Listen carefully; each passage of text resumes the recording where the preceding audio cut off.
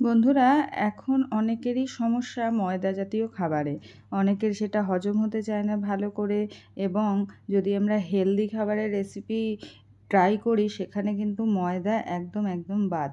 সেই ক্ষেত্রে কি আমাদের একটুখানি স্বাদের কম্প্রোমাইজ করতে হবে? অন্য কিছু খাবো, সারাক্ষণই শুধু ওটস খাবো, সারাক্ষণই শুধু অন্য খাবার খাবো যেগুলো একদমই টেস্টি হবে না, মাঝে মধ্যে তো নুডলস খেতে পারবো না, এই সমস্ত বিভিন্ন চিন্তা কিন্তু আমাদের উকি দিতে থাকে মাথায়। তো সেই রকমই আর কি, সেই চিন্তা থেকে আপনাদের একরকম পরিত্রাণ দেওয়ার জন্যই আজকে আমার এই রেসিপি। আজকে আমি যে রেসিপিটা বানাচ্ছি সেটা আপনারা দেখতেই পাচ্ছেন, এটা কিন্তু নুডলস। কিন্তু হ্যাঁ, এই নুডলসটা বানানো হয়েছে যে সেটা কিন্তু ময়দার নুডলস না। আজকে আমি নিয়ে চলে এসেছি আপনাদের কাছে রাইস নুডলসের একটা নতুন রেসিপি। তাহলে ভিডিওটা একদম স্কিপ করবেন না, পুরোটা দেখতে থাকুন। এই যে রাইস নুডলস আমার হাতে রয়েছে প্যাকেটটা, এটা সম্পূর্ণ একদম কিন্তু গ্লুটেন ফ্রি এবং কোলেস্টেরল ফ্রি। প্যাকেটটা দেখতেই পাচ্ছেন। আর আমার এখানে 400 গ্রাম প্যাকেটের দাম নিয়েছে 170 টাকা। এখন বিভিন্ন নিউ মার্কেটে বা বিভিন্ন যে ওয়েবসাইটগুলো আছে, অ্যামাজন, ফ্লিপকার্ট, এগুলোতে কিন্তু আপনারা এগুলো অর্ডার দিয়ে কিনতেই পারেন। তো চলুন আজকে আমরা শুরু করি রাইস নুডলস। তো প্রথমেই নুডলসটাকে আমরা প্যাকেট থেকে বের করে নিলাম, আর এরপরে আমি বসিয়ে দিলাম কড়াতে জল।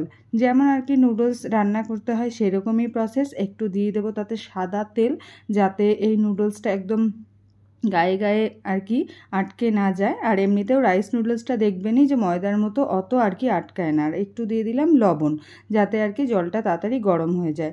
আর পরিমাণটা খুব একটা বেশি দিতে হয় না। যদি আপনারা ভেজিস মানে সবজিপাতি একটু বেশি দেন, সেক্ষেত্রে কিন্তু নুডলসটা একদমই কম পরিমাণে ইউজ করবেন, তাহলে আপনাদের স্বাদও বজায় থাকবে, আবার কিন্তু একটা হেলদি রেসিপিও আপনারা তৈরি করতে পারবেন। এবং বাড়ির সবাই যারা আর কি ডায়েটে রয়েছে তারাও কিন্তু এটা আনন্দের সাথে এনজয় করেই খেতে পারবে। তো আমি সেই নুডলসগুলো কিছুটা ভেঙে ভালো করে মিশিয়ে দিলাম জলে। আর দেখতেই পাচ্ছেন মোটামুটি 7-8 মিনিট ফোটালেই এটা কিন্তু একদম রেডি হয়ে যাচ্ছে। একটুখানি দেখে নেবেন যে ভিতরটা সিদ্ধ হয়েছে কিনা, ব্যাস তারপরে এটাকে একদম ড্রেনেজ করে নেওয়া, অর্থাৎ গরম জলটাকে ফেলে দিলাম আর ওপর থেকে একদম ঠান্ডা জল মানে নর্মাল ওয়াটার যেটা, সেটা দিয়ে দিচ্ছি। কারণ সেটা দিয়ে দিলে একদম ওটা ঝরঝরে হবে, কোনো রকমভাবে ওভার কুকড হয়ে যাবে না। এরপরে আবার কড়াতে আমি সামান্য সাদা তেল দিয়ে দিচ্ছি। তারপরে আমি এখানে নিয়ে নিচ্ছি ডিম। ডিম কিন্তু প্রোটিনের খুব ভালো সোর্স। আপনারা ডিম অবশ্যই প্রত্যেক দিনের ব্রেকফাস্টে কিন্তু রাখার চেষ্টা করবেন। আমি এখানে 3টে ডিম ইউজ করলাম, যে আমরা 3 জনে খাবো। তো যেখানে আপনারা আরও বেশি জন সেখানে ডিমের পরিমাণটা বাড়াবেন। সামান্য একটু লবণ নিয়ে ডিমটাকে ফেটিয়ে নিচ্ছি। এখানে আর গোলমরিচ আমি অ্যাড করলাম না, চাইলে আপনারা দিতে পারেন। ব্যাস ডিমটাকে সুন্দরভাবে দিয়ে দিলাম, দিয়ে এটাকে বেশ হালকা হালকা হাতে কিন্তু নাড়িয়ে ভুজ্জি টাইপ বানিয়ে নিচ্ছি। একদম কুচি কুচি ভুজ্জি করব না, একটু স্ক্রাম্বলডের মতো হালকা পাতলা আর কি রেখে এটাকে কিন্তু আমি ভেজে নিচ্ছি। একদিন আপনাদের সাথে স্ক্র্যাম্বলড এগের রেসিপিও আমি শেয়ার করব, এটিও খুব ভালো ব্রেকফাস্টের একটি রেসিপি। যাই হোক, এটা আমার ভাজা হয়ে গেছে। খুব বেশি এটাকে শক্ত করে ভাজবেন না, তাহলে যে ডিমের প্রোটিন অংশটা সেটা কিন্তু আর কি ঘাটতি হয়ে যাবে প্রোটিনের। তো সেই জন্য যে কোনো আর কি প্রোটিনই খুব বেশি যদি ভাজা যায় বা সেদ্ধ করা যায় তাহলে তার গুণাগুণটা কমে যায়। এরপরে ওই তেলের মধ্যে একটু জাস্ট মিশিয়ে তেল দিয়ে দিলাম পেঁয়াজ কুচি। পেঁয়াজ কুচিটাকে ভালো করে একটু ভেজে নিচ্ছি। এর সাথে আপনারা চাইলে রসুন কুচিও অ্যাড করতে পারেন, আমি আজকে রসুন কুচিটা দিইনি। এরপরে আমি আমার পছন্দ মতো ভেজিটেবলসগুলো অ্যাড করছি। প্রথমেই দিয়ে দিলাম গাজর। গাজরগুলোকে একটু লম্বা লম্বা করে কেটে নিয়েছি। চাইনিজ রান্নায় দেখবেন যে একটু লম্বা লম্বা এইরকমভাবেই কিন্তু সবজিগুলো কাটা হয়। এরপরে দিয়ে দিলাম ক্যাপসিকাম। আজকে আর আমি অন্য কিছু দিইনি, জাস্ট পেঁয়াজ, ক্যাপসিকাম আর গাজর সেটাই দিলাম। সাথে দিয়ে দিলাম অল্প লবণ। প্রথমে এটাকে হাই ফ্লেমেই করছিলাম, তারপরে জাস্ট একটুখানি ফ্লেমটা কমিয়ে নিয়েছি।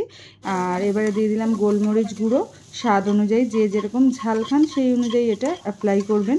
খুব বেশি বাচ্চারা খেলে অত বেশি ঝালের দরকার নেই আর কি। তারপরে ব্যাস নুডলসটা দিয়ে দেব, দিয়ে খুব ভালো করে এটাকে হালকা হাতে মেশাতে হবে।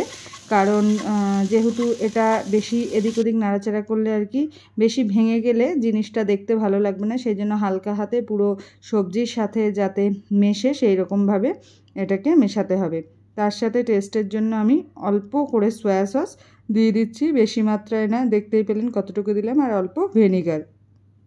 এগুলো আপনারা চাইলে স্কিপও করতে পারেন, যে খুব বেশি রান্নার এদিক ওদিক আর কি হবে সেরকম কিন্তু নয়, তবে সামান্য সয়া সস দিলে অসুবিধা কিছু নেই একদিন আর কি। আর এরপরে যে ডিমের ভুর্জিটা করে রেখেছিলাম সেই ডিমটা এতে দিয়ে দিলাম।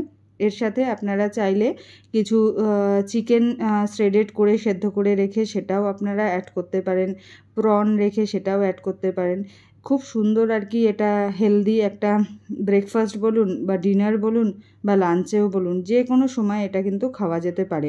আর সমস্ত কিছুই এতে রয়েছে, ভেজিটেবলস রয়েছে, প্রোটিন রয়েছে। আর যেহেতু কার্বের মধ্যে এখানে একদমই রাইস নুডলস এটা, ফলে এখানে কোনো গ্লুটেনের ব্যাপারই নেই, সেই জন্য এটা কিন্তু ভীষণ সহজ পাচ্য। যাই হোক, তো আজকে এই রেসিপিটা খুব সহজ সরল উপায়ে আমি আর কি বানালাম, এবং আপনাদের সাথে সবাই বাড়িতে চাউমিন খেয়ে থাকেন, নুডলস খেয়ে থাকেন, কিন্তু আজকে এই রেসিপিটা শেয়ার করলাম কারণ এটা রাইস নুডলস। দেখা হবে অন্যদিন, ততক্ষণের জন্য টাটা।